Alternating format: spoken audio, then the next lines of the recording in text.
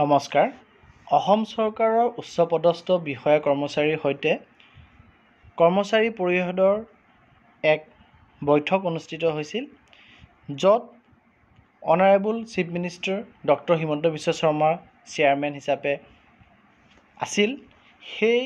মিটিংখন 15 মাৰ্চ 2024 তাৰিখে অনুষ্ঠিত হৈছিলে চিফ মিনিষ্টাৰৰ কনফাৰেন্স হলত, আৰু সেই মিটিংখনৰ মাইনোটছ প্ৰকাশ পাইছে, য'ত 8টা বিষয়ে স্থান লাভ কৰিছে আৰু 8টা বিষয়ত কি হ'ব তাৰ ওপৰত সিদ্ধান্ত গ্ৰহণ কৰা হৈছিলে সেই মিটিংখনত। গতিকে এই মিটিংখনৰ এই 8টা বিষয় কি আছিলে মই আপোনালোকৰ লগত শ্বেয়াৰ কৰিব ওলাইছোঁ। ভিডিঅ'টি শেষলৈকে চাব।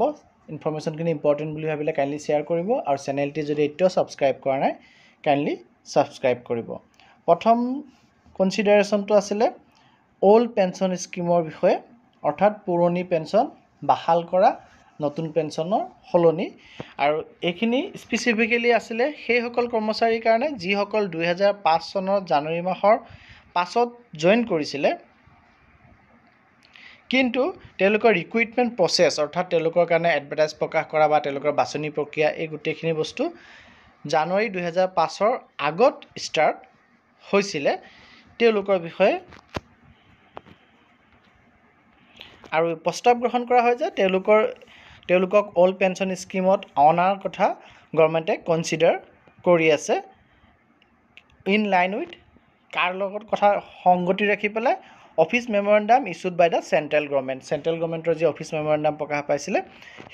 সেইখিনিৰ লগত সংগতি ৰাখি পেলাই এনেধৰণৰ কৰ্মচাৰী যিসকল 2005 চনৰ জানুৱাৰী মাহৰ পিছত চৰকাৰী চাকৰিত যোগদান কৰিছিল, যদিও তেওঁলোকৰ ৰিক্ৰুইটমেণ্ট প্ৰচেছটো 2005 চনৰ জানুৱাৰী মাহৰ আগতে আৰম্ভ হোৱা, তেনেধৰণৰ বিষয়া কৰ্মচাৰীক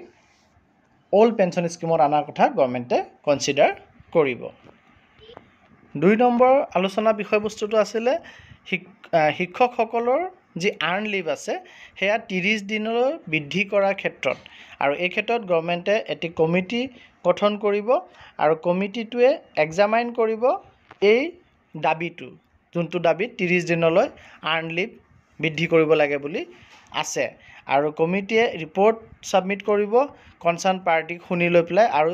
ৰিলিভেণ্ট তেনেধৰণৰ কি প্ৰভিজন এভেইলেবল আছে বৰ্তমানলৈকে গভৰ্ণমেণ্ট অফ ইণ্ডিয়াৰ ক্ষেত্ৰত বা অন্যান্য ষ্টেট গভৰ্ণমেণ্টৰ ক্ষেত্ৰত এনেধৰণৰ কিবা প্ৰভিজন আছে নেকি, সেই গোটেইখিনি চালি জাৰি চাই আৰু কনচাৰ্ণ পাৰ্টিবিলাকৰ লগত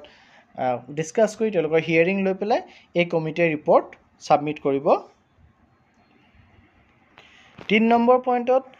NPS দিয়াৰ কথা আলোচনা কৰা হৈছে। NPS কাক দিব?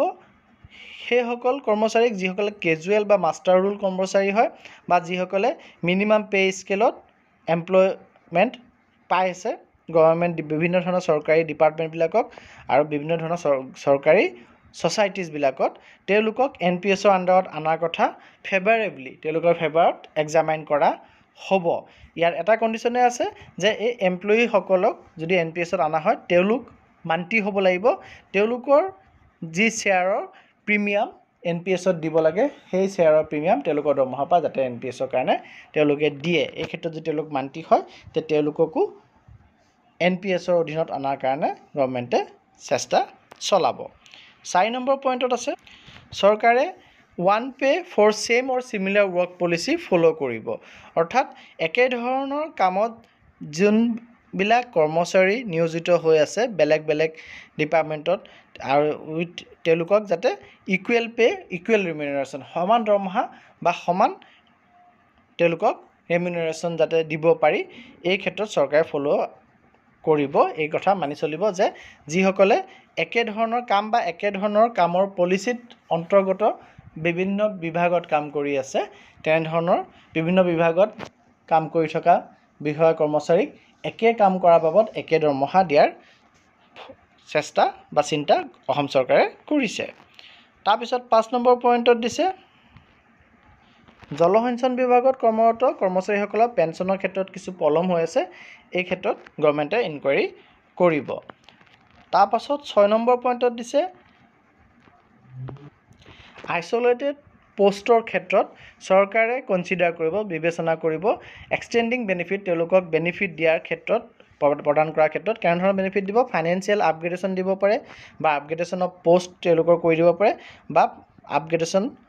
পাৰ্চনেল টু দ্য ইনকামবেণ্ট কৰিব পাৰে আইচলেটেড পোষ্টৰ ক্ষেত্ৰত 7 নম্বৰত দিছে যে টাইম স্কেল প্ৰমোশ্যনৰ কথা যোনটো সদহম কৰ্মচাৰী পৰিষদে দাবী উত্থাপন কৰিছিলে সেই ক্ষেত্ৰত চিফ ছেক্ৰেটাৰীৰ লগত মেটাৰটো কৰ্মচাৰী পৰিষদে আলোচনা কৰি ল'ব মানে এই মিটিঙত এই কথাটোৰ ওপৰত কোনো সিদ্ধান্ত গ্ৰহণ কৰা নহ'ল টাইম স্কেল প্ৰমোশ্যনৰ ক্ষেত্ৰত আৰু 8 নম্বৰত দিছে যে এডুকেশ্যন ডিপাৰ্টমেণ্টৰ বহুতকেইটা ইছ্যুজ আছে সেই গোটেইখিনি ইছ্যুজ ছেপাৰেটলি আলোচনা কৰা হ'ব এডুকেশ্যন ডিপাৰ্টমেণ্টৰ অফিচিয়েলছৰ উপস্থিতিত আৰু সেই আলোচনা জেনেৰেল ইলেকশ্যন 2024 অৰ্থাৎ লোকসভা ইলেকশ্যন 2024 লোকসভা ইলেকশ্যন অনুষ্ঠিত হৈ পেলাই কোড অফ কণ্ডাক্ট যেতিয়া সমাপ্ত হ'ব তাৰপিছত সেই আলোচনা হ'ব যোনটো আলোচনাত শিক্ষা বিভাগৰ বিষয়া কৰ্মচাৰী উপস্থিত থাকিব আৰু ছেপাৰেটলি শিক্ষা বিভাগৰ যিখিনি ইছ্যুজ আছে সেইখিনি আলোচনা কৰা হ'ব গতিকে এই কথাখিনি এই মিটিঙত 15/3/2024 যি মিটিং হৈছিলে আমাৰ মুখ্যমন্ত্ৰীৰ নেতৃত্ব চেয়াৰমেনশ্বিপত কৰ্মচাৰী পৰিষদৰ লগত সেই মিটিঙৰ আলোচনাৰ বিষয়বস্তু বা সিদ্ধান্ত আৰু মূলত আলোচনাখিনি এনেধৰণে আছিলে যে 2005 চনৰ পাছত নিযুক্তিপ্ৰাপ্ত কিন্তু 2005 চনৰ আগতে তেওঁলোকৰ নিযুক্তিৰ প্ৰক্ৰিয়া আৰম্ভ হোৱা বিষয় কৰ্মচাৰীসকলক অল পেঞ্চন স্কিমত আনাৰটো কনচিডাৰ কৰিব আৰু যোনটো শিক্ষকসকলৰ যি আৰ্ণ লিভ 30 ডেজৰ আছে 30 ডেজলৈ বঢ়াব লাগে বুলি যি ডিমাণ্ড আছে বহুদিনীয়া সেই ডিমাণ্ডটোৰ ক্ষেত্ৰত এটি কমিটি গঠন কৰি দিছে আৰু সেই কমিটিয়ে গভৰ্ণমেণ্ট অফ ইণ্ডিয়াৰ বা অন্যান্য ষ্টেটবিলাকৰ এই ক্ষেত্ৰত কেনেধৰণৰ প্ৰভিজনছ আছে আৰু কনচাৰ্ণ পাৰ্টিবিলাকৰ লগত আলোচনা কৰি এই ক্ষেত্ৰত প্ৰতিবেদন দিব আৰু সেই প্ৰতিবেদন মতে চৰকাৰে ষ্টেপ ল'ব আৰু তাৰ লগতে যিবিলাক কেজুৱেল বা মাষ্টাৰ ৰোল এমপ্লয়িজ আছে বা মিনিমাম পে স্কেলত যিসকল এমপ্লয়িজে কাম কৰি আছে যিসকল NPSৰ অধীনত নহয় তেওঁলোকক NPSৰ অধীনলৈ অনাৰ কাৰণে চৰকাৰে ব্যৱস্থা গ্ৰহণ কৰিব কণ্ডিশ্যন এটাই যে এমপ্লয়িজসকলে যি শ্বেয়াৰ NPSৰ ক্ষেত্ৰত দিব লাগিব নিজৰ দৰমহাৰ পৰা সেই শ্বেয়াৰ দিবলৈ যাতে তেওঁলোক মান্তি হয় আৰু এটা ইম্পৰ্টেণ্ট পইণ্ট আছিলে যে একেধৰণৰ চিমিলাৰ ৱৰ্ক পলিচিৰ আণ্ডাৰত যিসকল বা ছেইম ৱৰ্ক যিসকল কৰ্মচাৰীয়ে বেলেগ বেলেগ বিভাগত থাকি পেলাই কৰি আছে তেওঁলোকক একেধৰণৰ দৰমহা ওৱান পে দিয়াৰ ক্ষেত্ৰত গভৰ্ণমেণ্টে ব্যৱস্থা গ্ৰহণ কৰিব আৰু শেষত গৈ পেলাই আছিলে যে যি টাইম স্কেল বা প্ৰমোশ্যনৰ বিষয়ে আলোচনা কৰিবলগীয়া আছিলে সেইখিনি আলোচনা কৰ্মচাৰী পৰিষদে চিফ ছেক্ৰেটাৰীৰ লগত কৰিব আৰু শিক্ষা বিভাগৰ বহুকেইটা ইছ্যু আছে সেই ইছ্যুকেইটা লোকসভা ইলেকশ্যন সমাপ্ত হোৱাৰ পাছত শিক্ষা বিভাগৰ বিষয়া কৰ্মচাৰীৰ উপস্থিতিত সেই আলোচনাখিনি পুনৰ এবাৰ কৰা হ'ব শিক্ষা বিভাগৰ আলোচনাখিনি গতিকে ইনফৰমেশ্যনখিনি ইম্পৰ্টেণ্ট বুলি ভাবিলে কাইণ্ডলি শ্বেয়াৰ কৰিব চেনেলটো যদি এতিয়াও ছাবস্ক্ৰাইব কৰা নাই কাইণ্ডলি ছাবস্ক্ৰাইব কৰিব ধন্যবাদ